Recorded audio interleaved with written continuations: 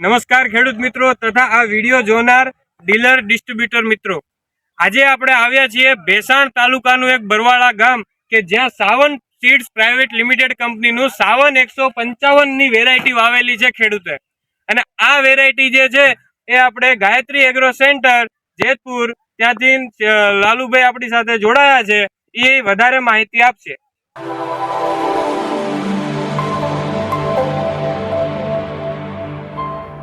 નમસ્કાર ખેડૂત મિત્રો, મારું નામ લાલુ સિલુ, ગાયત્રી એગ્રો એજન્સી જેતપુર, અને મેં છેલ્લા 1 વર્ષથી સાવન સીડમાં જોડાયેલ છું, બરાબર છે.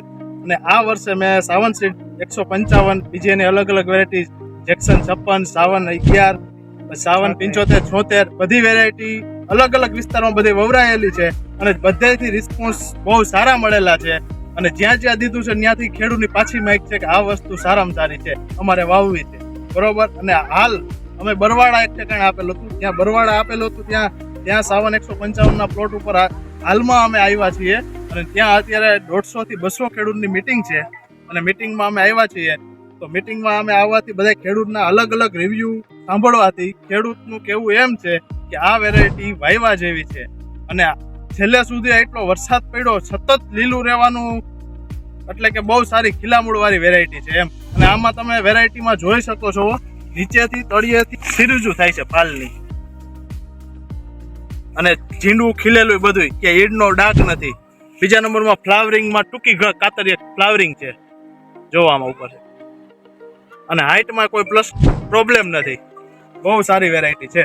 અને હું તો સાહેબને એવું જ કહું છું, આવીને આવી ક્વોલિટી બધાય ખેડૂતને તમે દર વર્ષે આપતા રહ્યો, બસ એ જ અમારી આશા છે. એ આશા ઉપર ખરી ઉતરવાનું કામ અમારું છે. તમે એ બાબતે ચિંતા ન કરતા કે ભાઈ આ વેરાયટી જે છે આ વર્ષે આમ છે, બીજા વર્ષે બીજી થાય.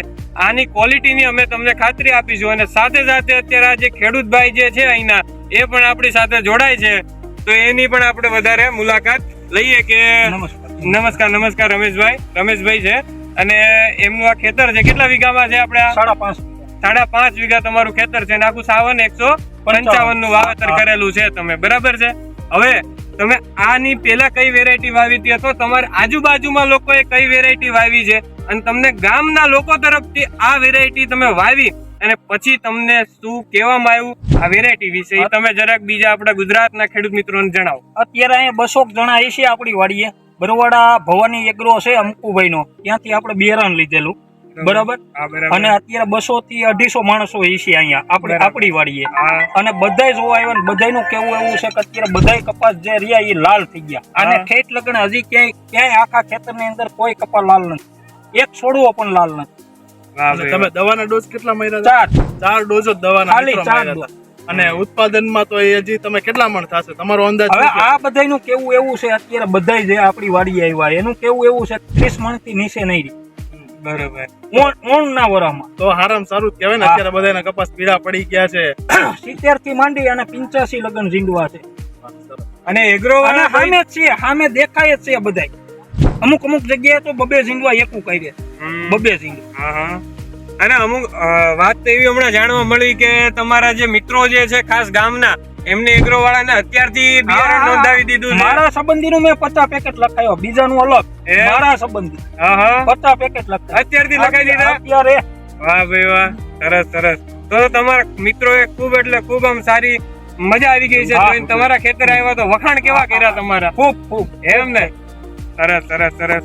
તો ખૂબ સરસ, ધન્યવાદ, આભાર.